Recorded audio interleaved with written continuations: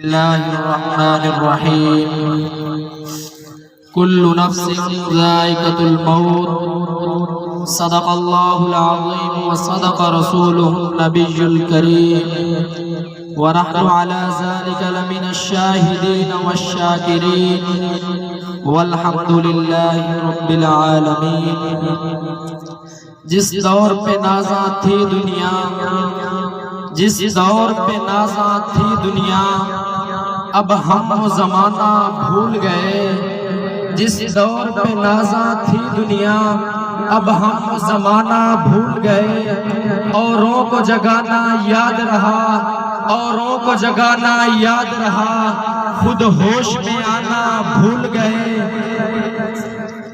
منہ دیکھ لیا آئینے میں، منہ دیکھ لیا آئینے میں، پر داغ نہ دیکھا سینے میں۔ دل ایسا لگایا جینے میں، مرنے کو مسلمان بھول گئے۔ دل ایسا لگایا جینے میں، مرنے کو مسلمان بھول گئے۔ آذان تو اب بھی ہوتی ہے، آذان تو اب بھی ہوتی ہے، مسجد کی فضا میں اے انور، جس ضرب سے دل ہل جائے وہ ضرب لگانا بھول گئے۔ میرے واجب احترام قابل صد احترام دوستوں بزرگوں، جیسا کہ آپ کو معلوم ہے کہ ٹائم مختصر ہے، اس وجہ سے میں مختصر حاضری دے کر آپ سے اجازت چاہوں گا۔ چند حدیث آپ کے سامنے پیش کرتا ہوں۔ حضور پاک صلی اللہ علیہ وسلم کا ارشاد ہے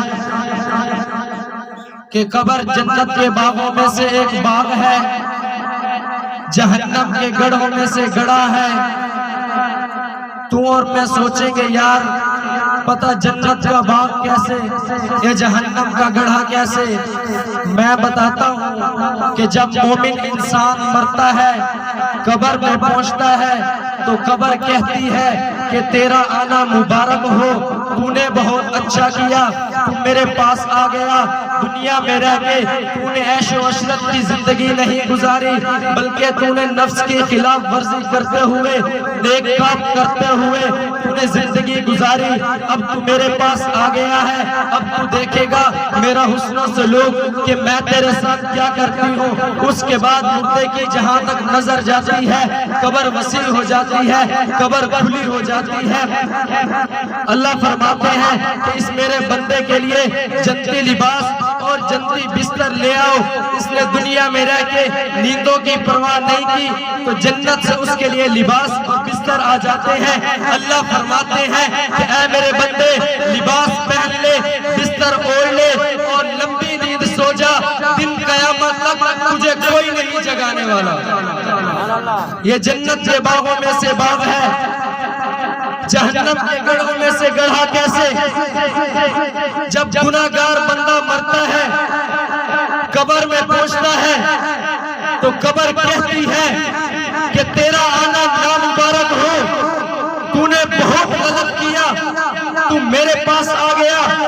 دنیا میں رہ کے تو نے عیش و عشرت کی زندگی گزاری، نفس کی خلاف ورزی نہیں کی، نفس کے مطابق چلتا رہا۔ اب تو میرے پاس آ گیا، دیکھ اب میں تیرے ساتھ کیا کرتی ہوں۔ اس کے بعد قبر اتنی تنگ ہو جاتی ہے کہ مردے کی پسلیوں میں پسلیاں گھس جائے گی، اور بے نمازی پہ ایک فرشتہ مسلط کر دیا جاتا ہے جو دن قیامت تک اس کو ضربے لگاتا رہے گا۔ ہماری وہ سنے گا نہیں، کانوں سے بہرا، آنکھوں سے اندھا ہوگا، ہماری کوئی نہیں سنے گا۔ جہنم کی کھڑکیوں سے اس کے لیے وہ کھڑکیاں کھول دی جاتی ہیں، جہنم کے لباسوں میں سے، بستروں میں سے اس کے لیے لباس اور بستر آ جاتا ہے۔ یہ ہے جہنم کے گڑھوں میں سے گڑھا۔ محترم سامعین، انسان دنیا میں رہ کے اصل مقصد کو بھول چکا ہے۔ جو ہمارا اصل مقصد تھا اس کو ہم نے نہیں اپنایا، بلکہ تین چیزوں کی فکر میں لگا ہوا ہے۔ پہلی چیز، آج تو اور میں سوچتے ہیں کہ یار میرا نام اونچا ہو، لوگ مجھے مار صاحب اور پیر صاحب کہہ کے بلائے، عالم صاحب اور فاضل صاحب کہیں، استاجی اور فاضل کہے، لیکن میرے بھائی آج میری بات کو پلے باندھ لے، جب انسان مرتا ہے تو سب سے پہلے اس کا وہی نام زندوں سے نکال کے مردوں کی لسٹ میں شامل کر دیا جاتا ہے۔ سبحان اللہ۔ تو نے اور میں نے دیکھا ہوگا کہ جب کوئی جنازہ آ رہا ہو یا کوئی مر جائے، لوگ یہ نہیں کہتے کہ یار مار صاحب آ رہے ہیں، پیر صاحب آ رہے ہیں، نہیں، بلکہ لوگ کہتے ہیں کہ جنازہ آ رہا ہے، میت آ رہی ہے۔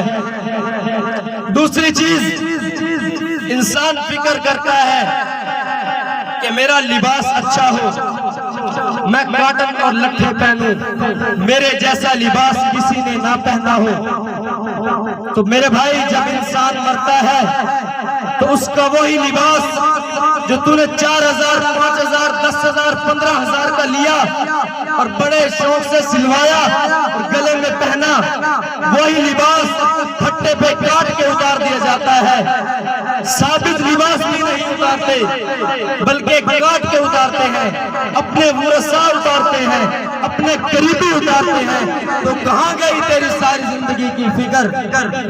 تیسری چیز، انسان فکر کرتا ہے کہ میرا مکان اچھا ہو، میں کوٹھی بلڈنگ اور بنگلہ بنا لوں، لیکن میرے بھائی جب انسان مرتا ہے 8 گھنٹے 10 گھنٹے 12 گھنٹے 15 گھنٹوں کے بعد وہی ورثاء، وہی بیٹے، وہی باپ اس میت کو، لاش کو اٹھا کے قبرستان میں لے جاتے ہیں۔ ساری زندگی کی تو نے فکر کر کے مکان کوٹھی اور بنگلہ بنایا، لیکن چند گھنٹے تجھے اس میں آرام ہونے دیا، چند گھنٹوں کے بعد تجھے مٹی میں جا کے دفن کر دیا گیا۔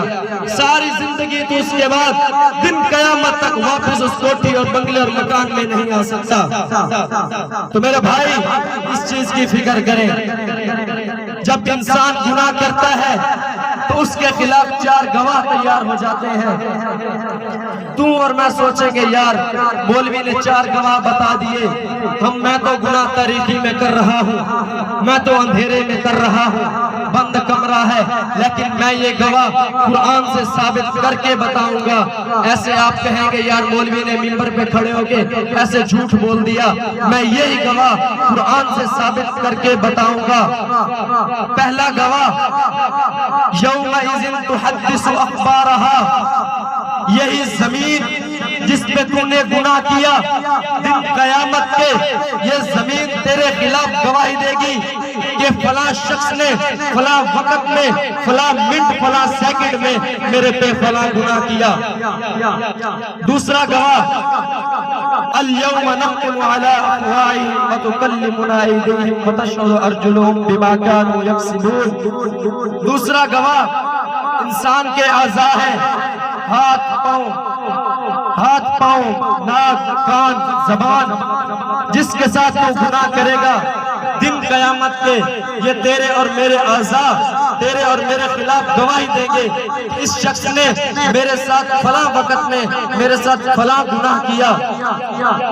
دوسرا گواہ، تیسرا گواہ، کرامن کاتبین، جو تیرے اور میرے دائیں اور بائیں کندھے پہ 24 گھنٹے موجود ہیں، تیرا اور میرا اعمال نامہ لکھ رہے ہیں۔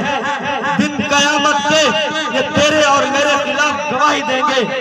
چوتھا گواہ، وَإِذَا الصُّحُفُ نُشِرَتْ، اعمال نامہ ہے، دن قیامت کے اعمال نامہ کھلے گا اور تیرے اور میرے خلاف گواہیاں پیش ہوں گی۔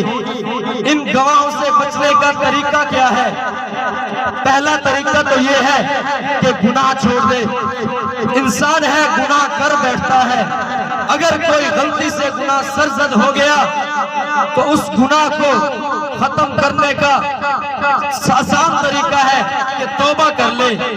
لیکن میری بات آج غور سے سن، کسی کا حق کھایا ہے، کسی کی غیبت چغلی کی ہے، وہ اللہ سے معافی مانگنے سے کبھی معاف نہیں ہوگا۔ جس کا حق دبایا، جب تک وہ معاف نہیں کرے گا تب تک اللہ معاف نہیں کریں گے۔ وآخر دعوانا الحمدللہ رب العالمین۔